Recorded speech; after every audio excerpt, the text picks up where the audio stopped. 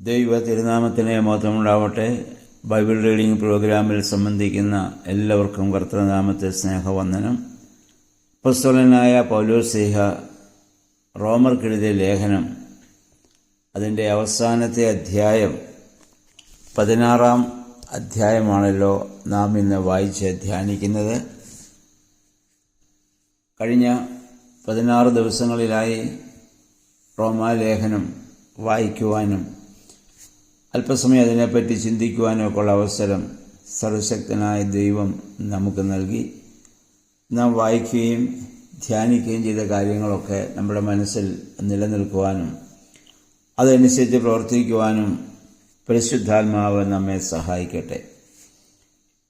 ഈ 16-ാം അധ്യായത്തിൽ അദ്ദേഹം വിശുദ്ധ പൗലോസിനോട് ചേർന്ന് പ്രവർത്തിച്ച ആളുകൾക്കുള്ള അഭിവാദനങ്ങളാണ്, അല്ലെങ്കിൽ അവരോടുള്ള ഒരു നന്ദി രേഖപ്പെടുത്തലാണ് പൗലോസ്ലീഹ ചെയ്യുന്നത്.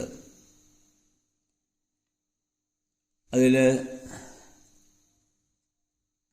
കങ്കറേയ അല്ലെങ്കിൽ എന്ന് പറയുന്നതായ കുരിന്തിൻ്റെ കിഴക്ക് ഭാഗത്തുണ്ടായിരുന്ന ഫേബ എന്ന് പറയുന്ന ഒരു ശുശ്രൂഷ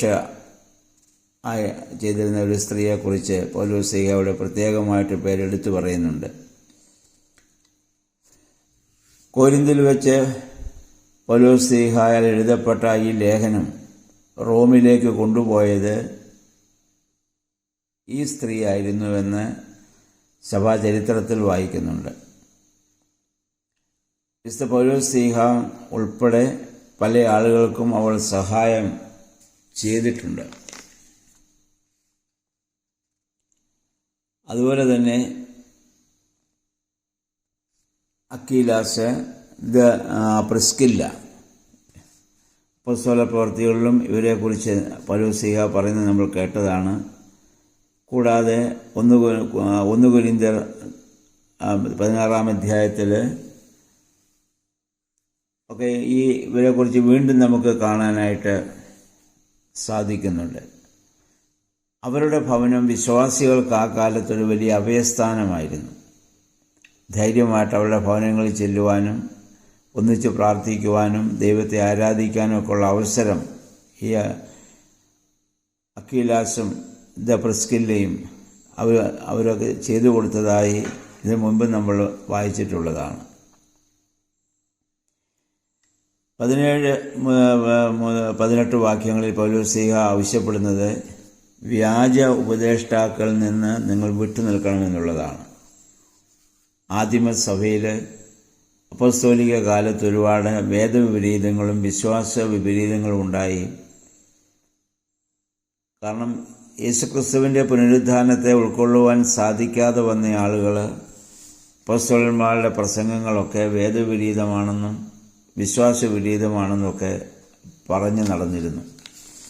അപ്പം അതിൽ ആകൃഷ്ടരായി ധാരാളം ആളുകളെ അന്ന് വഴിതെറ്റിക്കുന്നതായ രീതിയുണ്ടായിരുന്നു. വ്യാജ ഉപദേഷ്ടാക്കളുണ്ടായി. ആരാണ് വ്യാജ ഉപദേഷ്ടാക്കൾ എന്ന് ചോദിച്ചാൽ, അപ്പോസ്തോലികമായി സഭാപിതാക്കന്മാർ പഠിപ്പിച്ച ഡോക്ട്രിൻസ് അഥവാ വേദസത്യങ്ങൾക്ക് എതിരായി പ്രസംഗിക്കുന്നവർ, കർത്താവിനാൽ വെളിവാക്കപ്പെട്ടവയും അപ്പോസ്തലന്മാർ പഠിപ്പിക്കപ്പെട്ടവയുമായ ആ സത്യങ്ങൾ അതിൽ നിന്ന് സാധാരണ ആളുകളെ ഉപദേശത്തിലൂടെ വ്യതിചലിപ്പിച്ചിരുന്നവർ. അവർ വളരെ അവരുടേതായ വ്യക്തിപരമായ വ്യാഖ്യാനങ്ങളൊക്കെ അതിന് നൽകുകയും അവർ വളരെ ഇമ്പമായ രീതിയിൽ ആളുകളെ അതിൽ നിന്ന് പറഞ്ഞ് പ്രലോഭിപ്പിച്ച് വേദസത്യങ്ങളിൽ നിന്ന് മാറ്റുവാൻ വേണ്ടി ധാരാളം ആളുകൾ അക്കാലത്തും ശ്രമിച്ചിട്ടുണ്ട്. അവരുടെ ഉദ്ദേശം എന്താണെന്ന് ചോദിച്ചാൽ ഭിന്നതകളും വിരുദ്ധതകളും ഒക്കെ സഭയിലുണ്ടാക്കുക, സ്വന്തം അഭിപ്രായത്തിലേക്ക് ആളുകളെ കൊണ്ടുപോവുക. അത് അക്കാലത്തല്ല, എക്കാലത്തും ഇങ്ങനെയുള്ള ആളുകൾ സഭയിൽ പ്രവർത്തിച്ചിട്ടുണ്ട്. ഇപ്പോഴും ഇങ്ങനെയുള്ളവരെ സഭകളിൽ നമുക്ക് കാണാൻ സാധിക്കുന്നുണ്ട്. അവരെക്കുറിച്ചുള്ള വിശുദ്ധ പൗലോസിൻ്റെ വീക്ഷണം, അവർ കർത്താവിനെ സേവിക്കുന്നവരല്ല. അവരുടെ സേവന ഉദ്ദേശം അവരുടെ സ്ഥാനമാനങ്ങളും ധനസമ്പാദനങ്ങളും പൗലോസ് പറയുന്നത് പോലെ അവരുടെ ആ വ്യക്തിപരമായ താല്പര്യങ്ങൾ സംരക്ഷിക്കുക എന്നുള്ളതാണ്. പരമാർത്ഥികളായ സാധാരണക്കാരായ സത്യവിശ്വാസികളുടെ ഹൃദയങ്ങളെ അവർ എക്കാലത്തും വഴിതെറ്റിച്ചുകൊണ്ടിരിക്കും. അപ്പോൾ അവരുമായുള്ള ബന്ധം പാടില്ല എന്നുള്ളതാണ്. അക്കാലങ്ങളിൽ ഈ ശാസ്ത്രിമാരും പരീശന്മാരും ഒക്കെ വലിയ പണ്ഡിതന്മാരാണ്. അങ്ങനെയുള്ള ആളുകളൊക്കെ അപ്പസ്തോലന്മാർക്ക് എതിരായി ശക്തമായ ജനങ്ങളെ പഠിപ്പിച്ചുകൊണ്ടിരുന്നു. അവരുമായി ബന്ധം പാടില്ല എന്ന് കർത്താവ് പോലും പറയേണ്ട സാഹചര്യം ഉണ്ടായിട്ടുണ്ട്. ഇനി 19-ാം വാക്യം വരുമ്പോൾ ഒരു ക്രൈസ്തവൻ്റെ യഥാർത്ഥ ലക്ഷണങ്ങളെക്കുറിച്ച് പൗലോസ് പറയുന്നു. 1, അനുസരണമാണ്. 2, നന്മകളിൽ ജ്ഞാനികളാണ്. 3, അങ്ങനെയുള്ളവർ തിന്മകളാൽ കളങ്കം പറ്റാത്തവരാണ്. 4, കർത്താവിൻ്റെ കൃപയിൽ അവർ സമർത്ഥരും. തന്മൂലം പൈശാചിക ഉപദേശങ്ങളെ അവർ പുറന്തള്ളുന്നവരുമായിരിക്കും. ഇത് ഇക്കാലത്ത് നമ്മളും അത് ശ്രദ്ധിക്കേണ്ടതാണ്. വേദസത്യങ്ങളിൽ അപ്പസ്തോലന്മാർ പഠിപ്പിച്ചതിൽ അനുസരണയോടുകൂടി ജീവിക്കാൻ പറ്റണം. നന്മകൾ ചെയ്യുവാൻ നമുക്ക് സാധിക്കണം. വേദഭാഗങ്ങൾ പഠിക്കുവാനുള്ള ആഗ്രഹങ്ങൾ നമുക്കുണ്ടാകണം. തിന്മകളാൽ കളങ്കം പറ്റാത്തവരായിരിക്കണം. കർത്താവിൻ്റെ ആ വലിയ കൃപയിൽ സമൃദ്ധി നേടിയവർ അല്ലെങ്കിൽ കൂടുതൽ കൃപ പ്രാപിച്ചവരായിരിക്കണം. അത് മുഖാന്തരം പൈശാചികമായ ഉപദേശങ്ങളെ നിന്ന് ഒഴിഞ്ഞു നിൽക്കുവാൻ നമുക്ക് സാധിക്കണം. 21-23 വാക്യങ്ങളിൽ പൗലോസിൻ്റെ സഹപ്രവർത്തകരായ ചില ആളുകളുടെ ആശംസകളാണ്. അത് പൗലോസ് അവരുടെ പേര് പറഞ്ഞ് ആശംസകൾ പറയുന്നു. ലൂക്കിയോസ്, ഇയാസോനെ, സുസിപത്രോസ്, ഇങ്ങനെയുള്ളതായ ചില ആളുകൾ. പിന്നെ എഴുത്തുകാരനായ തർത്തിയോസിനെ കുറിച്ച് പറയുന്നു. എന്ന് പറഞ്ഞാൽ അതിൻ്റെ അർത്ഥം പൗലോസ് പറഞ്ഞു കൊടുത്ത് അദ്ദേഹമായിരിക്കണം ഇതൊക്കെ എഴുതുന്നത്. പൗലോസ്ലീഹായ്ക്ക് തന്നെ ഇതെല്ലാം കുത്തിപ്പിടിച്ച് എഴുതാനുള്ള സമയമൊന്നും അക്കാലത്ത് കിട്ടത്തില്ലല്ലോ. അദ്ദേഹം ഇങ്ങനെ പ്രസംഗങ്ങളിലുമൊക്കെ പോയാണ്. പിന്നെ അദ്ദേഹം ഇങ്ങനെ പറഞ്ഞു കൊടുക്കുന്നത് പകർത്തി എഴുതുവാൻ മറ്റാളുകളുണ്ട്. അതുകൊണ്ട് പൗലോസ് തന്നെ എഴുതിയ ചില ഭാഗങ്ങളെക്കുറിച്ച് അദ്ദേഹം പറയുന്നുണ്ട്. ഞാൻ എഴുതിയത് അല്ലെങ്കിൽ ഞാൻ നിങ്ങൾക്ക് എൻ്റെ സ്വന്തം കൈകൊണ്ട് ആശംസകൾ എഴുതിയിട്ടുണ്ട്.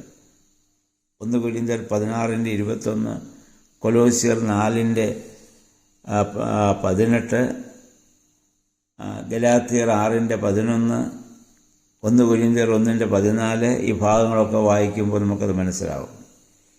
പൗലോസിനോട് ചേർന്ന് ഈ എഴുത്തിൽ പൗലോസിനെ സഹായിച്ച ചില ആളുകളുണ്ട്. എന്നാൽ ചില ഭാഗങ്ങൾ ഞാൻ എൻ്റെ സ്വന്തം കൈയാൽ വലിയ അക്ഷരത്തിൽ നിങ്ങൾക്ക് എഴുതിയിട്ടുണ്ട് എന്നൊക്കെ പറഞ്ഞ് പൗലോസ് പറയുന്നുണ്ട്. അപ്പോൾ ഇങ്ങനെ പല ആളുകളുടെ കൂട്ടായ സഹകരണത്തോടു കൂടിയാണ് ഇതൊക്കെ ചെയ്യാനായിട്ട് അക്കാലത്തും സാധിച്ചിട്ടുള്ളത്. അപ്പോൾ അങ്ങനെ എല്ലാം ദൈവനാമത്തിൻ്റെ മഹത്വത്തിനായി ഭവിക്കാൻ ഇടയാകണമെന്നുള്ള ആശംസയോടുകൂടി പൗലോസ്ലീഹ ഈ ലേഖനം ഇവിടെ സമാപിപ്പിക്കുകയാണ്.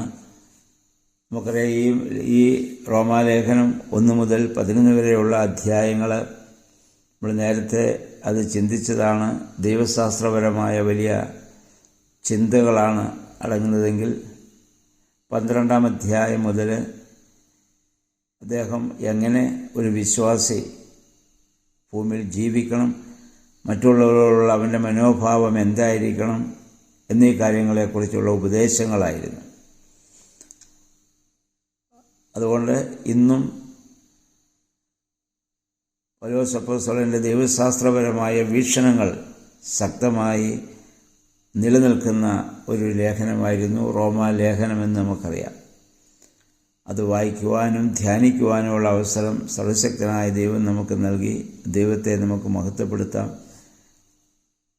കഴിഞ്ഞ ഡിസംബർ മാസം മുതൽ 4 സുവിശേഷങ്ങളും അപ്പോസ്തല പ്രവൃത്തികളും റോമാലേഖനവും വായിക്കുവാൻ ദൈവം നമ്മെ സഹായിച്ചു. ഇനി നാളെ മുതൽ നമ്മൾ കൊരിന്ത്യ ലേഖനത്തിലേക്ക് പ്രവേശിക്കുകയാണ്.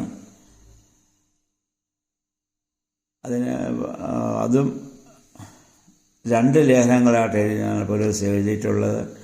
1 കൊരിന്ത്യർ 2 കൊരിന്ത്യർ എന്ന പേരിൽ നമ്മൾ വിശുദ്ധ ബൈബിളിൽ അത് ചേർക്കപ്പെട്ട് വായിക്കുവാൻ നമുക്ക് തന്നിട്ടുണ്ട്.